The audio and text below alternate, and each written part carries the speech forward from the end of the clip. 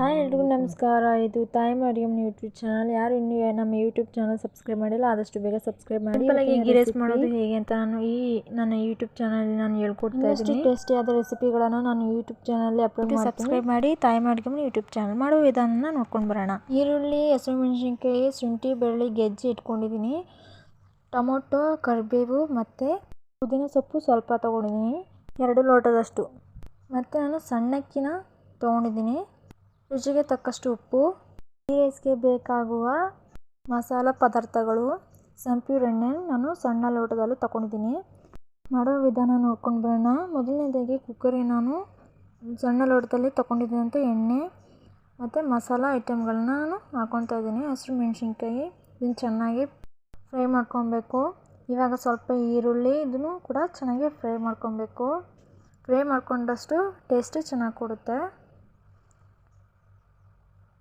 ಇವಾಗ ಕರಿಬೇವು ಮತ್ತು ಶುಂಠಿ, ಬೆಳ್ಳುಳ್ಳಿ ಗೆಜ್ಜಿಟ್ಕೊಂಡಿದ್ವಲ್ಲ ಅದನ್ನು ಹಾಕ್ಕೊಂಡು ಹೀಗೆ ಮಿಕ್ಸ್ ಮಾಡಬೇಕು. ಇವಾಗ ಟೊಮೊಟೊ ನಾನು 2 ಟೊಮೊಟೊನ ತೊಗೊಂಡಿದ್ದೆ, ಅದನ್ನು ಕೂಡ ಉದ್ದುದ್ದಾಗಿ ಪೀಸ್ ಮಾಡಿ ಹಾಕ್ಕೊತಾ ಇದ್ದೀನಿ. ಇದನ್ನು ಕೂಡ ಚೆನ್ನಾಗಿ ಫ್ರೈ ಮಾಡ್ಕೊಬೇಕು. ಎಣ್ಣೆಲೇ ಚೆನ್ನಾಗಿ ಫ್ರೈ ಮಾಡಿ, ಟೇಸ್ಟು ಚೆನ್ನಾಗಿರುತ್ತೆ. ಇವಾಗ ಸ್ವಲ್ಪ ಪುದೀನಾನ ಹಾಕ್ಕೊಂಡು ಇದಕ್ಕೆ ನಾನು ತೊಳೆದಿಟ್ಟಿದ್ದಂಥ ಸಣ್ಣ ಅಕ್ಕಿನ ನಾನು ಹಾಕ್ಕೊತಾ ಇದ್ದೀನಿ. ನಾನಿಲ್ಲಿ ಕುಕ್ಕರ್ ಮಾಡೋದ್ರಿಂದಾಗಿ ನಾನು ಮೆಜರ್ಮೆಂಟಲ್ಲಿ ನೀರು ಹಾಕ್ಕೊಂಡಿದ್ದೀನಿ. ತಿಂಡಿ ಮಾಡ್ಕೊಳ್ಳೋದಕ್ಕೆ ಟೈಮ್ ಇಲ್ಲ ಅನ್ನೋದಾದರೆ ನೀವು ಈ ಥರ ಟ್ರೈ ಮಾಡ್ಬೋದು. ತುಂಬಾ ಟೇಸ್ಟಿಯಾಗಿರುತ್ತೆ, ಒಂದ್ಸಲ ಟ್ರೈ ಮಾಡಿ. ಸೊ ಇವಾಗ ಸ್ವಲ್ಪ ರುಚಿಗೆ ತಕ್ಕಷ್ಟು ಉಪ್ಪನ್ನು ಹಾಕಿ ನಾನು ಮುಚ್ಚಳ ಮುಚ್ಚಿ 1 ವಿಷಲ್ ಕೂಗಿಸ್ಕೊತಾ ಇದ್ದೀನಿ. ಇವಾಗ ನೋಡಿ ಕೂಗಿಸ್ಕೊಂಡೆ, ಸೂಪರಾಗಿ ಬಂದಿದೆ ರೈಸು,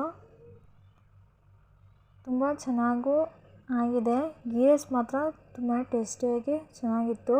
ಈ ರೆಸಿಪಿ ನಿಮ್ಮೆಲ್ರಿಗೂ ಇಷ್ಟ ಆಗಿದ್ರೆ ದಯವಿಟ್ಟು ತಾಯಿ ಅಡುಗೆ ಮನೆ ಯೂಟ್ಯೂಬ್ ಚಾನಲ್ ಸಪೋರ್ಟ್ ಮಾಡಿ, ಸಬ್ಸ್ಕ್ರೈಬ್ ಮಾಡಿ, ಶೇರ್ ಮಾಡಿ, ಕಮೆಂಟ್ ಮಾಡಿ. ಕಾಯಿ ಚಟ್ನಿ ಇಲ್ಲ ಅಂದರೆ ಮೊಸರು ಬಜ್ಜಿ ಜೊತೆಗೆ ಟ್ರೈ ಮಾಡಿ, ಟೇಸ್ಟಾಗಿ ಚೆನ್ನಾಗಿರುತ್ತೆ. ಎಲ್ಲರೂ ಕೂಡ ಸಬ್ಸ್ಕ್ರೈಬ್ ಮಾಡಿ ತಾಯಿ ಅಡುಗೆ ಮನೆ ಯೂಟ್ಯೂಬ್ ಚಾನಲ್.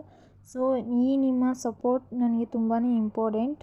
ಸೊ ಈ ರೆಸಿಪಿ ನಿಮ್ಮೆಲ್ರಿಗೂ ಇಷ್ಟ ಆಗಿದ್ರೆ ದಯವಿಟ್ಟು ತಾಯಿ ಅಡುಗೆ ಮನೆ ಯೂಟ್ಯೂಬ್ ಚಾನಲ್ ಸಬ್ಸ್ಕ್ರೈಬ್ ಮಾಡಿ, ಶೇರ್ ಮಾಡಿ, ಕಮೆಂಟ್ ಮಾಡಿ, ಬೆಲ್ ಬಟನ್ ಕ್ಲಿಕ್ ಮಾಡಿ. ಧನ್ಯವಾದಗಳು.